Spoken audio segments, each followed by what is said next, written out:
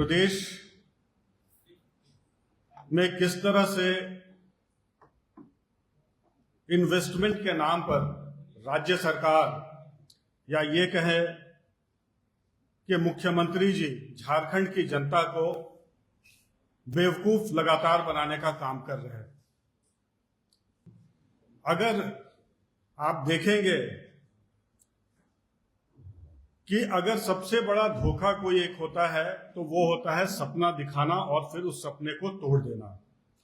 जिसमें महारत हासिल है झारखंड के वर्तमान सरकार और उसका नेतृत्व कर रहे माननीय मुख्यमंत्री श्री हेमंत सोरेन जी का, क्योंकि इसके पहले भी मुख्यमंत्री जी ने राज्य की जनता से कई सारे उद्योग लगाने का वादा तो जरूर किया, लेकिन पिछले 7 वर्ष की सरकार में एक भी बड़ा उद्योग जो है पूरे प्रदेश में लगाने में वो विफल रहे। आपको याद होगा कि 2025 में पूरे तामझाम के साथ अपने अधिकारी और मंत्रियों के साथ जो है वो यूरोप की टूर पर गए थे। उसका क्या नतीजा निकला ये 1 वर्ष में आप खुद अनुमान लगा सकते हैं। जनता की गाढ़ी कमाई से यूरोप टूर करना इन्वेस्टमेंट के नाम पर, मुझे लगता है कि सरकार को बताना चाहिए कि पूरे टूर में कितना खर्च किया था और उसका फलाफल क्या निकला, कितने सारे उद्योग जो है उसके बाद झारखंड में लगे।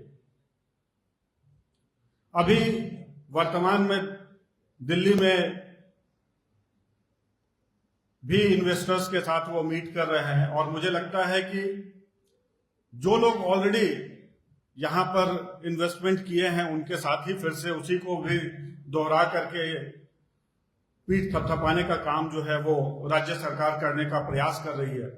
लेकिन आप देखिएगा कि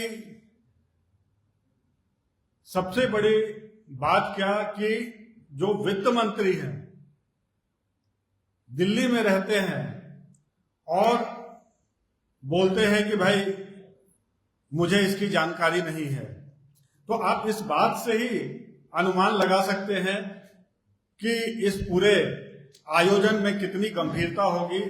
और जब आपका वित्त मंत्री श्री राधाकृष्ण किशोर जी दिल्ली में हैं लेकिन उस इन्वेस्टर्स मीट का हिस्सा नहीं है और कहते हैं कि भाई हमारी कोई जानकारी भी नहीं है, तो इसी से आप सरकार की गंभीरता का अंदाजा लगा सकते हैं कि वो कितना गंभीर है इन्वेस्टमेंट को लेकर के।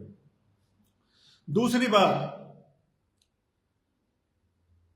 पूरे इन्वेस्टमेंट के लिए जो प्रदेश में माहौल होना चाहिए, आप खुद से अनुमान लगाइए क्या वो माहौल जो है पूरे झारखंड में है। पूरे प्रदेश में लॉ एंड ऑर्डर को लेकर के जो दिक्कतें आ रही है, सरकार ने वादा किया युवाओं को रोजगार देंगे, रोजगार कितना मिल पाया इसका अनुमान आप खुद से लगाइए। सरकार ने वादा किया कि महिलाओं को सुरक्षा देंगे, कितनी महिलाएं सुरक्षित हैं, हर दिन आप कवरेज करते हैं, हर दिन आपको नई घटनाएं जो है देखने को मिल जाएगी। इस तरह के माहौल में बाहर बैठा हुआ एक अपराधी जो है यहां के विधायक को धमका रहा है, यहां के सांसद को धमका रहा है। क्या ये माहौल जो है यहां पे नए उद्योग लगाने के लिए आपको लगता है कि ठीक है, कोई भी बड़ा इन्वेस्टर जो है इस तरह के माहौल में झारखंड आना चाहेगी? मुझे लगता है कि प्रदेश की सरकार को सबसे पहले झारखंड के माहौल को ठीक करना चाहिए, यहाँ के लॉ एंड ऑर्डर को ठीक करना चाहिए। जिस तरह से अपराधीकरण हो रहा है उस तरह से अपराध को रोकने के लिए उचित व्यवस्था करनी चाहिए और तब जाकर के जो है यहाँ पर आपके लिए कोई नए इन्वेस्टर्स जो है यहाँ रुचि दिखाएंगे। लगातार लोगों के आंख में धूल झोंकने का काम जो है हेमंत जी बंद करिए और जो बेसिक रिक्वायरमेंट है नए उद्योग को लगाने के लिए, आपने तो वादा किया था कि सिंगल विंडो सिस्टम करेंगे, लेकिन सिंगल विंडो सिस्टम क्या यहां एग्जिस्ट करता है? जमीन को लेकर के यहां सबसे बड़ी समस्या है। आप जो उद्योग स्थापित हैं वहां पावर को लेकर के देखिए कि कितना कठिनाई होती है। रांची जैसे शहर में जो है पावर कट जो है किस तरह से लगातार होता है। तो मुझे लगता है कि ये भ्रम जो फैला करके लोगों को ठगने के काम जो वर्तमान सरकार कर रही है, इस काम को बंद कर करके जनता ने आपको अवसर दिया है, आपको उसके लिए प्रयास करना चाहिए और झारखंड को अपराध मुक्त बनाइए, उचित माहौल उचित वातावरण तैयार करिए, तब जाकर के झारखंड में किसी भी तरह का इन्वेस्टमेंट होगा। यदि एआई, आईटी और डिजिटल गवर्नेंस की बात हो रही है तो राज्य के युवाओं के लिए आईटी पार्क, स्टार्टअप हब या टेक्नोलॉजी सेंटर कितने अब तक स्थापित किए गए हैं, इसकी भी जानकारी जो है राज्य सरकार को देनी चाहिए।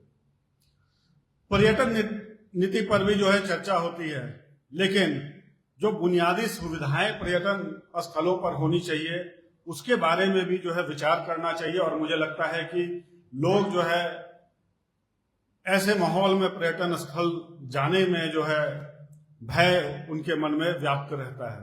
भारतीय जनता पार्टी की सरकार जब थी आदरणीय रघुवर दास जी की, उस समय स्टार्टअप को प्रमोट करने के लिए कई सारे प्रयास किए गए थे।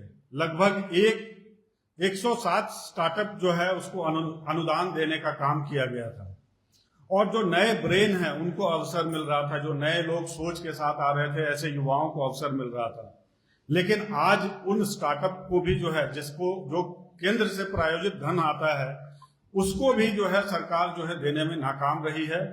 इसलिए मैं इस सरकार को आगाह करना चाहता हूं कि इस तरह की धोखाधड़ी जनता के साथ बंद करें और सही रास्ते पर आ जाए, नहीं तो जनता यहां की आपको सही रास्ते पे लाएगी।